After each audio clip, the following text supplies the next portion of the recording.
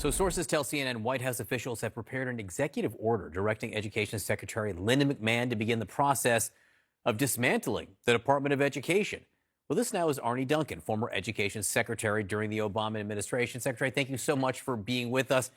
Dismantling the Department of Education, what does that even mean, do you think, and who would be most affected? Well, it's hard to tell. And, he had an executive order that he was supposed to sign today on that. He probably saw the polls that two-thirds of Americans are against it, so he backed off. He saw the polls, two-thirds of people against tariffs, so he backed off. And folks like Trump are sort of cowards at heart. And so it's hard to tell what will happen. If they just simply move parts of the Department of Education to other agencies, to Treasury, to HHS, to Labor, whatever, what you just have is a bureaucratic nightmare. And when you walk into a store, they say, you break it, you own it.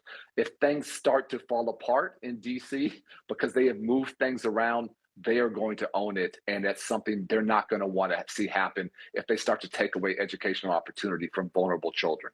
Well, one of the things that you hear in this discussion is, oh, we want to move education back to the states. What do you say to that? Yeah, I say, I'll be the first guy to say mission accomplished. He can put that banner up because guess what? That's already where the action is. That's where everything he says is so dishonest, so disingenuous. As 90% of K-12 funding is already at the state and local level. So the action is already at the states.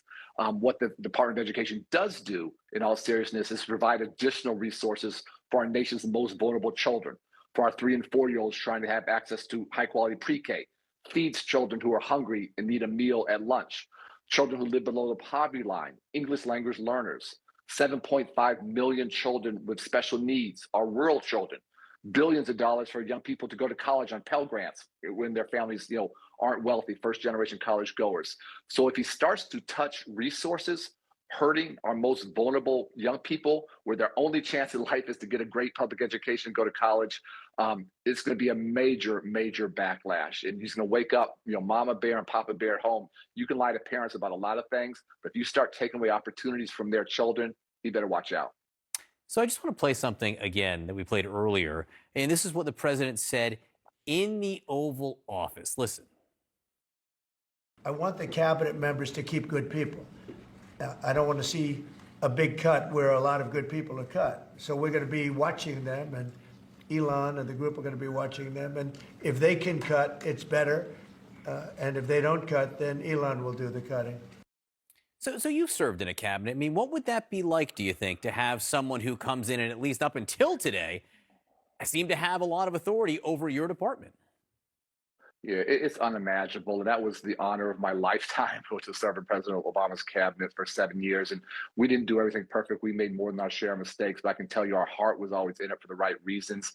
And if I had someone like Elon Musk looking over my shoulder, there's no way anyone with any talent, any real integrity, any clear moral compass is going to work under those conditions. And so it's unimaginable to me. And you're going to get people leaving. You're going to have very, unskilled people coming into those positions, people who aren't qualified for those jobs, but they're setting up chaos. That's what, Trump is good at one thing, it's chaos. And that's what you saw today. And that's where you have the kind of, Elon Musk looking down, looking over the shoulders of our cabinet administrators, cabinet officials. It's unimaginable to me. All right, Arne Duncan, former Education Secretary in the Obama administration. We appreciate your time tonight. Thank you so much for being with us.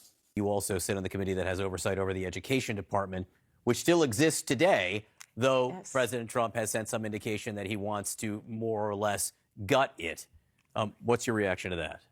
Well, I have the opportunity now as a senator to actually meet with the nominees before their hearings, and I sat down with then prospective Secretary McMahon, and I had a list of questions, and I said, sometimes people politicize this department that is so important to our country. They say it should be cut, it should be increased. And she said, oh, no, we're going to abolish it. And for me, I thought about the millions of children in our country, whether you are a child, you are the parent of a child with a disability, whether you have a child who is being bullied, or I thought about all of the Pell Grant recipients, the young folks trying to go to college, and the fact that if they are serious about education, then you don't break up the department and put this part in HHS and this part in Department of Justice. You prioritize children, you prioritize educators, you prioritize parents. And so we will see. They've got to bring that proposal to us because we are the Congress. We are the ones that make the laws. Senator Lisa Blunt Rochester from Delaware, we appreciate your time tonight. Thanks so much for being with us. Let's turn to the Department of Education, because President Trump has been talking about eliminating the department altogether. We don't know when that move will happen or if it will happen, but theoretically it could happen any day. The Department of Education, for people who don't know this, is already the smallest cabinet level agency. It's mostly tasked with distributing federal funds to local schools, particularly to low income and disabled students. What happens if the Department of Education is shut down? Like, practically speaking, given the fact that most education is run on the state and local level, what would it mean for the DOE to shut down? You're right, Jake. I was a mayor and governor, and education is primarily state and local, but the federal government plays two really important roles. It provides funding for low-income schools, Title I, for school nutrition programs, and then significant funding for students with disabilities. What's going to happen to those funds? We don't know what's going to happen to them. We had the Secretary of Education nominee, Linda McMahon, before us, and I asked her a question about the second thing the department does.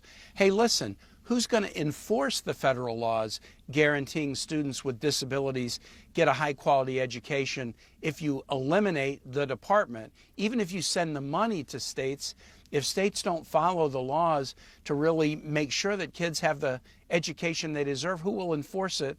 And her answer was, I don't know.